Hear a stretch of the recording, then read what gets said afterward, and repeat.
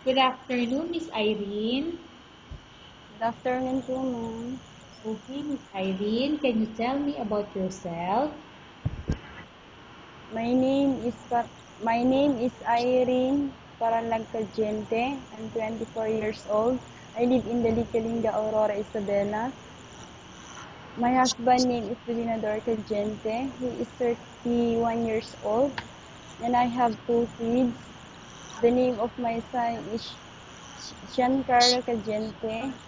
She is 6 years old, and the name of my daughter is Faith Altea Cagente. She is 3 years old now. Okay, I have few questions for you to answer, so let's start. Why do you want to work as a maid? Because I want to provide the financial needs of my family, ma'am, especially the educational of my children, ma'am. Why you choose Malaysia when there is a lot of other countries? Because the employee here in Malaysia are good, ma'am. How are you qualified for this job? Hardworking, ma'am. May I know what is your education level is? High school graduate, ma'am. What is your recent experience? Housemaid, ma'am. Have you worked abroad before? Nothing, ma'am. Do you have experience of taking care of baby? Yes, ma'am. And whose baby you are taking care of? Ma'am? And whose baby you are taking care of? My kids, ma'am. What about elders? Nothing, ma'am. Are you willing to take care of elders? Yes, ma'am. Do you have any other special skills? Yes, ma'am. May I know what other skills you have? Planting vegetable, ma'am. Are you willing to learn new skills? Yes, ma'am. Are you willing to work with a family where the mother-in-law or relatives stay together? Yes, ma'am. Currently, are you still working? Nothing, ma'am. Do you know how to cook? Yes, ma'am. What sort of food can you cook? Filipino food, ma'am. Are you aware that you will have to do washing, cleaning, ironing, and cooking? I can't, ma'am. Are you aware that you will have to do washing, cleaning, ironing, and cooking? I can't, ma'am. From all the house chores, which do you like most? Cleaning, ma'am. If ever you were selected to work in Malaysia, who will take care of your kids? My husband and my mother too, ma'am. You are not allowed to use handphone during working hours. Yes, ma'am. You are only allowed to use handphone after you finish all the works and when going to bed. Yes, ma'am. You are strictly needed to surrender the handphone to your employer in the morning, and your employer will return back to you once you're going to bed. Yes, ma'am.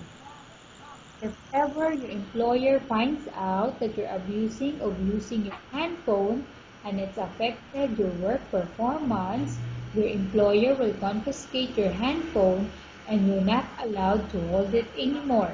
Instead, your employer will allow you to call to your family 3 times in a month. You're only allowed to bring normal phone and you're not allowed to bring smartphone. Are you agreed for the terms and conditions? No, ma'am. Are you agreed for the terms and conditions? Yes, ma'am. Are you agreed to the rules and regulations for the handphone? Yes, ma'am. How many years is the contract as you agree and understand? 2 years contract, ma'am. Can you describe for me your ethics or your attitude? Good person, ma'am. Hardworking and disciplined, ma'am. Can you assure to us that you will How can you how can you assure to us that you will work hard in Malaysia? I follow the rules of my employer, ma'am. Can you promise not to use the telephone without the permission of your employer? Yes, ma'am. Can you promise not to put on makeup but to dress properly while work? Yes, ma'am. Can you promise not to invite friends and relatives without the consent of your employer? Yes, ma'am. Can you promise not to ask for advance salary from your employer under any circumstances? Yes, ma'am. Do you really understand of the rules and regulation of the agency? Yes, ma'am.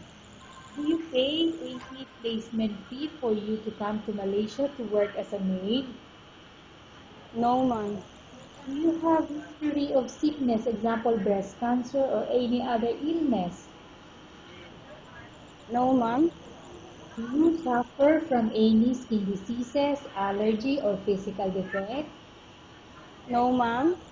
Have you suffered from any serious illness? No, ma'am. Have you undergone any operation? No, ma'am. Are you medically fit? Yes, ma'am. Are you in any medication? No, ma'am. Are you allergic with any food? Yes, ma'am. Are you allergic with any food? No, ma'am. Are you prepared to work for the employer of any race? Yes, ma'am. Prepared to eat the type of food taken by your employer? Yes, ma'am. Are you afraid of being alone in the house? No, ma'am. Are you afraid of dogs or other pets? No, ma'am. Can you promise to work according to instruction from your employer? Yes, ma'am. Do you have any immediate family working in Malaysia? Ma'am. Do you have any immediate family working in Malaysia? No more, ma'am. Okay, Miss Irene, we have finished our question section. Let's go to case study. I have a case study for you and I want you to answer me truthfully. Upon Yes, arrival ma'am. in Malaysia within 6 months, if ever any of your family members pass away, what will you do? Will you continue to work till finish the contract or you will go back?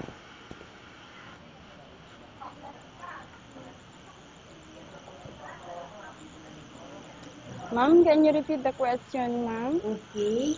Upon arrival in Malaysia within 6 months, if ever any of your family members pass away, what will you do? Will you continue to work till finish the contract or you will go back? If she is allowed to if she is allow me to go back in the Philippines, ma'am, I go back. If she not allow me to go back in the Philippines, I finish my contract, ma'am. Tell us about yourself and why do you want to work in Malaysia as domestic helper? My name is Irene Parlacagente. I'm 24 years old.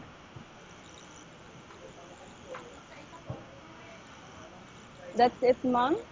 Okay, Miss Irene, what do you want to tell to your employer who watching your video? Hello, ma'am. Hello, sir. I'm Irene Cagente. I'm 24 years old. My husband name is Minador Cagente, 31 years old, and I have two kids. The name of my son is Giancarlo Cagente. He is 6 years old, and the name of my daughter is Faith Altay Cagente.